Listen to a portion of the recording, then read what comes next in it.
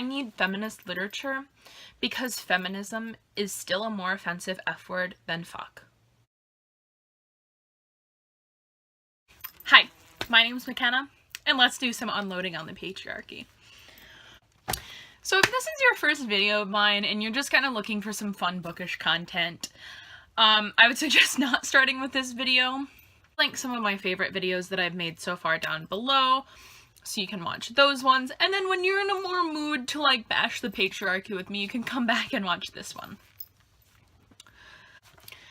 So when I came up with this idea to like just talk about this topic, it was at a time that I was very angry at, I guess what you could call the patriarchy. I was very angry at the patriarchy. I was in a situation where I was just thinking about like things that I said that people dismissed because I am female versus some of the things that guys in my school said that are their opinions and that aren't true but got taken as fact and got a following because they are men. So I was angry about that. But the specific incident that made me so angry that I wanted to talk about this was at a football game. And I am in band, and the other band played a song from Moana. And someone said, "Why doesn't Moana have a love interest?" Mind you, it is a very stupid guy that I strongly dislike. But he asked, why doesn't Moana have a love interest? So we got into why Moana doesn't have a love interest, because they wanted to show her being independent and just her story. And I kid you not, his response was, that's some feminist tunnel bullshit.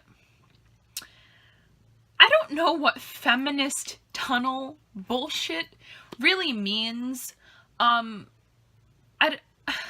Did you mean funnel? Do you know what it means, or are you just saying something? But it got me angry because it's just like, what?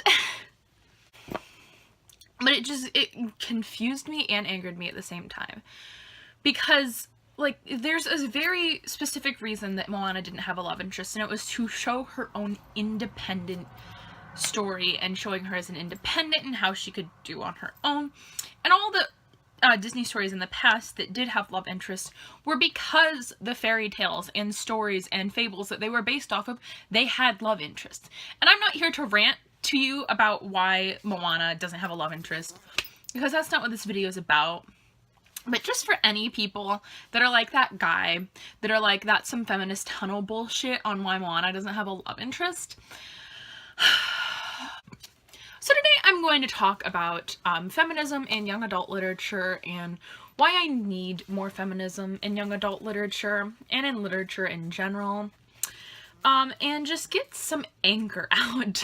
And I need a good rant about this because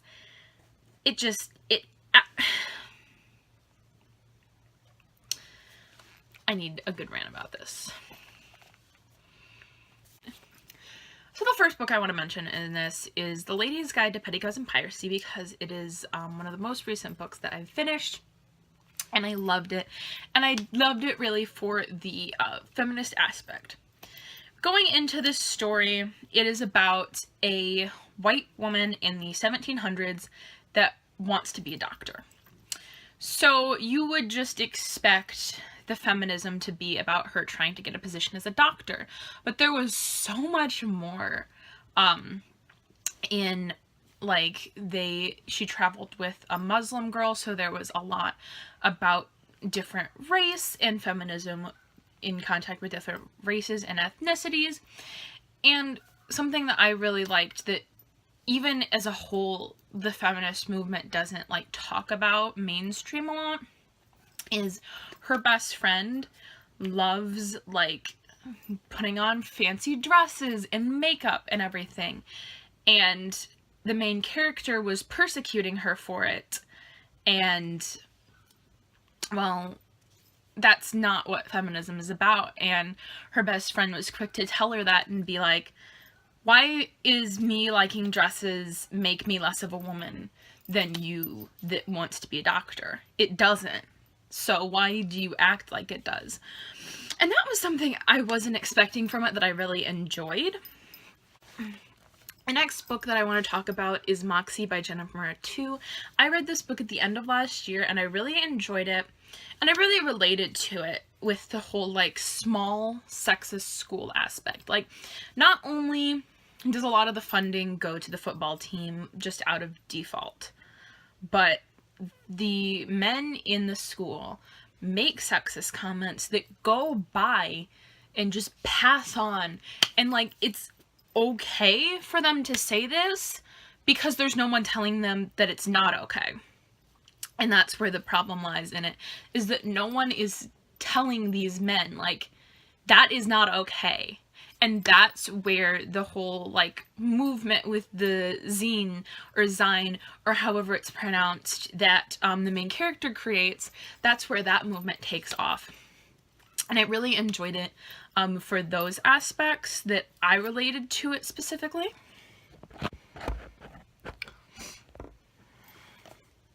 I switched up the angle of the camera a little bit. To All the Boys I've Loved Before by Jenny Han.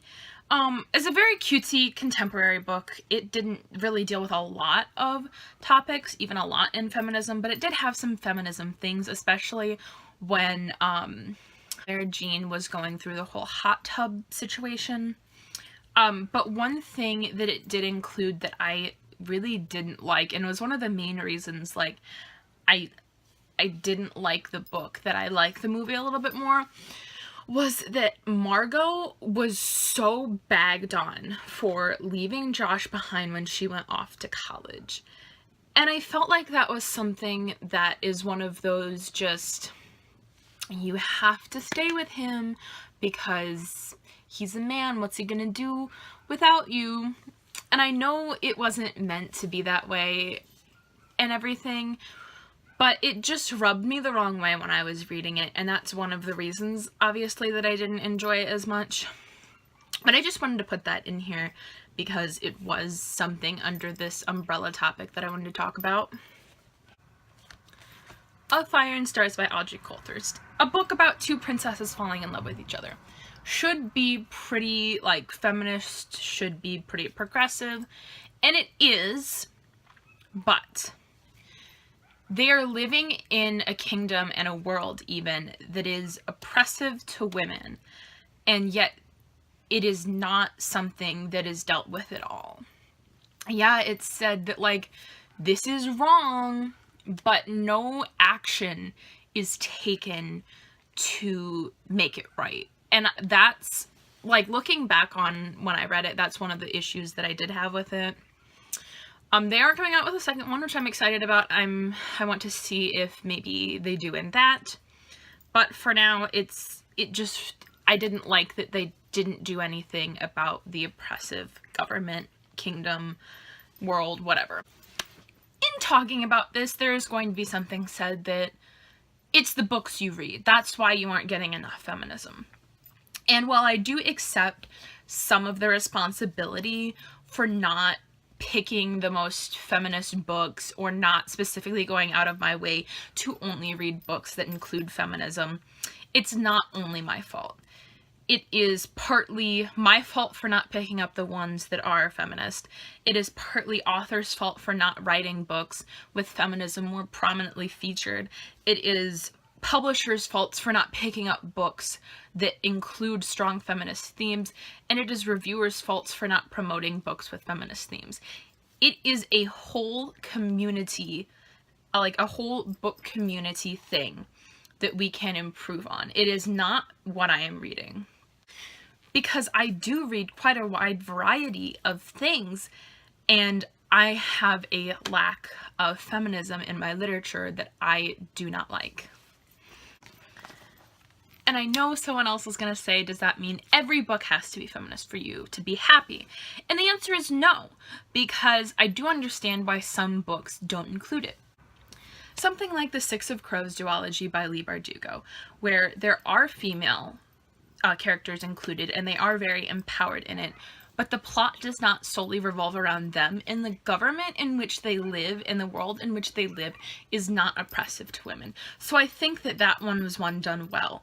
Also, the two women included in that story were diverse women, which is A+ for Leigh Bardugo.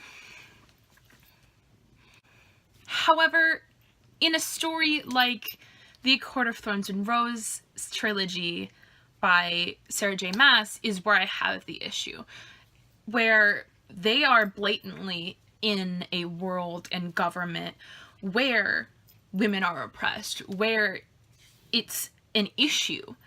And while she includes these things, like all her main male characters like say very feminist things, they want women to not be oppressed, they make no effort to change that in their government. And that's not just the male characters, that is none of the characters that are all in power make any effort to change what is going on.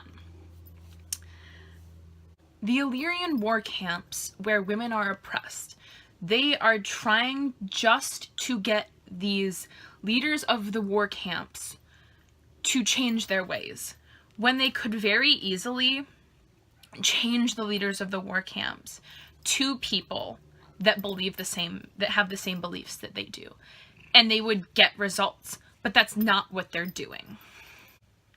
And while Rhys did make her like high lady, and yes, that is like a feminist thing, I guess you could say, she is not really doing anything in the seat of power. She is more a figurehead than anything else. She is not like made responsible for anything. Yeah, she defended Velaris, but when you look at what Rhys does in power versus what she is now doing in power, it does not align. When you really dig down deep into it, she is a figurehead more than anything. And that is why the feminism in ACOTAR is a problem. The other thing I see in feminism in literature is that there is so much of fantasy and sci-fi and dystopian and historical fiction talking about women trying to get out of societies that oppress women, obviously, or trying to rise above that. But there's not as much in contemporary literature when we are still living in a society that is oppressing to women. We have come pretty far. It is 2018, and yes, we have come far, but there is still a ways to go. And I think that writing about these alternate timelines and in the past and in the future and in other worlds, women getting over these oppressive societies is amazing and so empowering. But I think that we need to have more of just talking about the small things in our world today that is oppressive, and more writing about those and including those in literature as well. I'm sure as soon as I post this video, I'm going to think about like 20 other things to say, but that's all I have for right now. I'm sorry to dump my patriarchy-hating baggage on you, but I hope you enjoyed and are related, and make sure to let me know your opinion on this topic, these things, what you think down in the comments below. I'll see you next time, and have a nice day.